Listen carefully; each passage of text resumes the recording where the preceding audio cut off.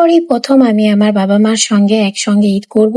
পরিবারের সবাই একসাথে হয়েছিলাম। শুধু বড় আপু মিসিং ছিল। বড় আপুর কিছু সাংসারিক কাজের জন্য সে আমাদের সাথে জয়েন হতে পারেনি। সম্ভবত 2015 সালে লাস্ট আমি আমার আব্বা-আম্মার সাথে ঈদ করেছিলাম।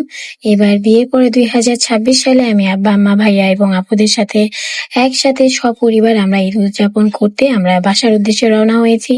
আমি যাচ্ছিলাম পদ্মা ব্রিজের উপর দিয়ে। গাড়িতে চড়ে এই প্রথম আমি পদ্মা ব্রিজের উপর দিয়ে যাচ্ছিলাম আর ট্রেনে করে এসেছিলাম। আমার এই প্রথম পদ্মা ব্রিজের উপরে ওঠা।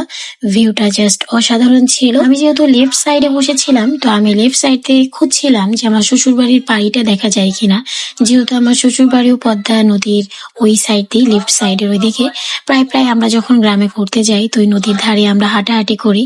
আর পদ্মা ব্রিজটা এত সুন্দর করেছে, যখন আমি ব্রিজের উপর দিয়ে পার হচ্ছিলাম আমার মনে হচ্ছিল কোনো এক চিরচেনা আপন শহর পাড়ি দিয়ে অন্য কোথাও যাচ্ছি, যেটা আসলে একটা অন্যরকম অনুভূতি, অন্যরকম একটা ফিলিংস ভিতরে কাজ করছিল। ভালোও লাগছিল, কারণ সবাই একসাথে যেহেতু ঈদ করবো এবার আমরা আপুরা সবাই মিলে। আমি যতবার ঈশ্বরদী টু ঢাকা আমি যতবার জার্নি করেছি, আমার অধিকাংশ সময় ট্রেন জার্নিটা বেশি হয়েছে। আর যেহেতু আমি ট্রেন জার্নিটা বেশি পছন্দ করি, তো এবার যেহেতু আমরা গাড়িতে যাচ্ছিলাম, আর এইবার না, আমি বেশ কয়েকবার ধরেই গাড়িতে আপ ডাউন করা পড়ছে, যার কারণে আমার কাছে এবার যেহেতু আমরা পদ্মার উপর দিয়ে যাচ্ছিলাম ভাঙা রাস্তা হয়ে, কেন যেন আমার কাছে মনে হয়েছে যমুনার ওই সাইডের রাস্তাটা থেকে এই রাস্তাটা বেস্ট, কারণ এই রাস্তাটায় কোনো ভাঙা নেই, যেটা যমুনার যাওয়ার সময় আমরা যেটা পাই আর কি।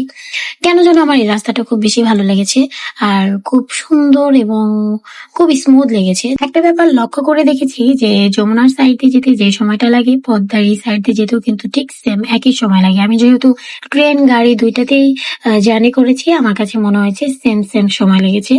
বেশ আনন্দ লেগেছে। তো এই তো আনন্দ করতে করতে আমরা পৌঁছে গিয়েছি। আর যখন আমরা পাখি চলে আসছি তখন তো মনে করেছি আমরা আমাদের বাসায় চলে আসছি। জাস্ট লুক, ভিউটা দেখেন, অসাধারণ একটা ভিউ হয়েছে ঈশ্বরদীর মধ্যে, মানে ঈশ্বরদী পাকশির মধ্যে। এই সাইডের যেই এটা কি বলে, cooling tower, I think cooling tower যেগুলো আর কি, এই সাইডে হার্ডিং ব্রিজ, এটা হচ্ছে লালন শাহ সেতু, যে এই তিনটা মিলে একটা অসাধারণ ভিউ হয়েছে। Just a wow. Hello everyone, this is me Rita Raktita. আসসালামু আলাইকুম, আশা করি সবাই ভালো আছেন। আলহামদুলিল্লাহ, আপনাদের দোয়া এবং ভালোবাসা আমিও ভালো আছি।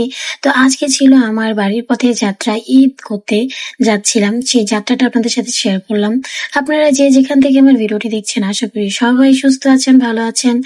আমার ভিডিওটি দেখে আপনাদের ভালো লাগলে লাইক কমেন্ট শেয়ার করে আমার পাশে থাকবেন।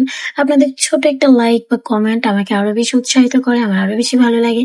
অবশ্যই আমার ভিডিওটি দেখে একটা ফলো দিবেন, যারা ফেসবুক থেকে দেখছেন বা ইউটিউব থেকে দেখছেন তারা একটা সাবস্ক্রাইব করবেন। ভালো থাকবেন, আল্লাহ হাফেজ।